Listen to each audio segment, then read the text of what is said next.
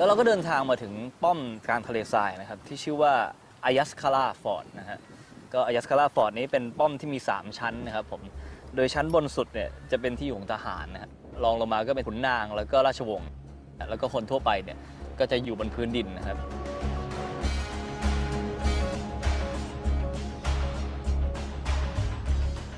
อายัสคาราฟอร์ดนะครับสร้างขึ้นเมื่อประมาณศตวรรษที่ 4 ก่อนคริสตกาลเพื่อปกป้องโอเอซิสและพื้นที่เกษตรกรรมในบริเวณนี้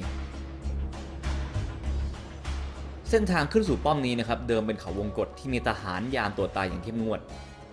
ด้านบนนะครับไม่มีร่องรอยของสิ่งก่อสร้างใดๆนอกจากกำแพงสูงและที่เก็บน้ำฝนบริเวณพระราชวังด้านล่างนะครับมีร่องรอยของท้องพระโรงที่ตกแต่งอย่างหรูหรารวมทั้งมีห้องประกอบพิธีกรรมขนาดใหญ่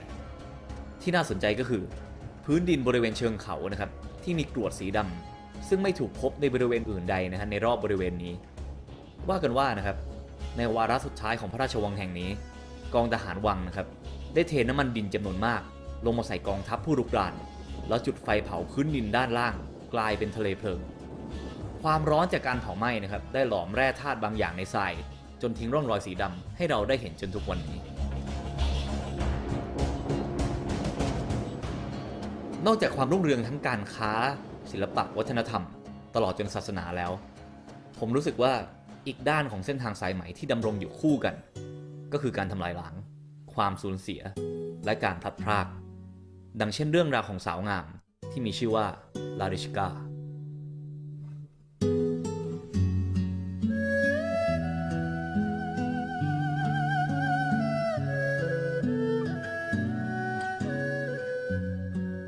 ลาริชกาเป็นนางรำเธอมีบ้านเกิดมาจากเมืองชื่อคูชาในบริเวณทางเหนือของเส้นทางสายไหม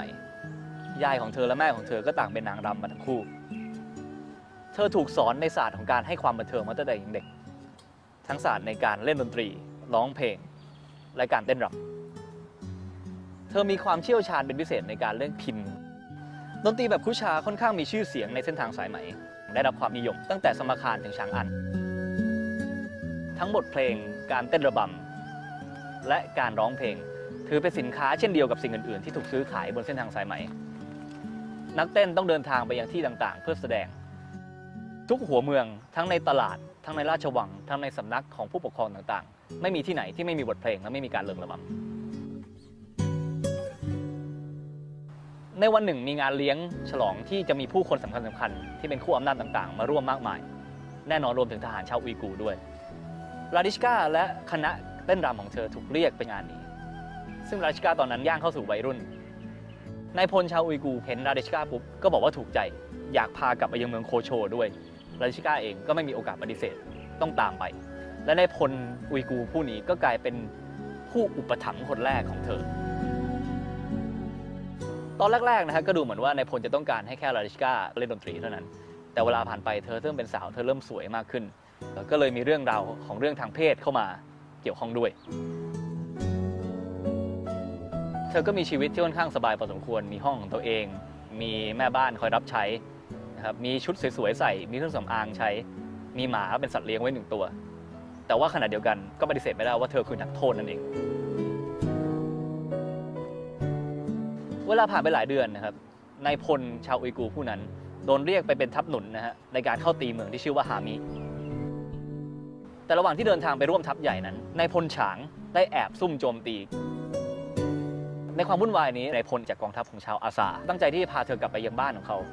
แต่ระหว่างทางกองทัพของชาวอาซาได้โดนตีโดยกองทัพของชาวจีนทำให้ลาริชกาโดนต้อนเข้าไปอยู่ในเมืองตุนหวงระหว่างที่อยู่ในเมืองตุนหวงลาริชกาก็มีโอกาสในการแสดงดนตรีบ้างเป็นบางครั้งบางคราทำให้ผู้ได้พบเห็นชื่นชมเธอเป็นอย่างมากไม่นานนักก็มีนายพลชาวจีนผู้หนึ่งมาอุปถัมภ์เธอต่อไป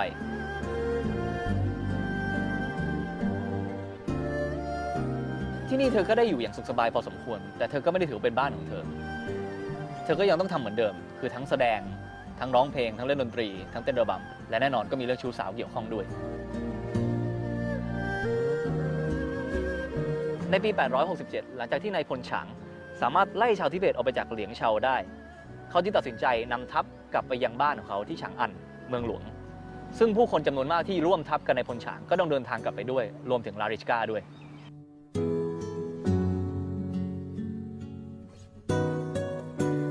มื่อไปถึงฉางอันผู้อุปถัมภ์ของลาดิชกาตัดสินใจว่าเขาไม่ต้องการจะใช้เธอแล้ว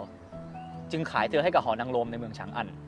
เนื่องจากว่าเธอยังสาวหน้าตาดีและมีทักษะด้านการเล่นดนตรีจึงขายได้ราคาดี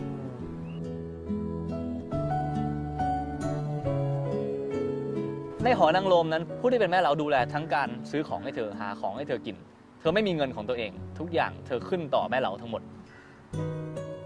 และลาดิชกาเองถึงแม้พยายามเท่าไหร่ก็ยังไม่พบเจอชายผู้ใดที่สามารถพาเธอออกไปจากหอนางรมแห่งนี้ได้เวลาผ่านไป20 กว่าปีเธอค่อยๆแก่ตัวลงในหอนางรมแห่งนี้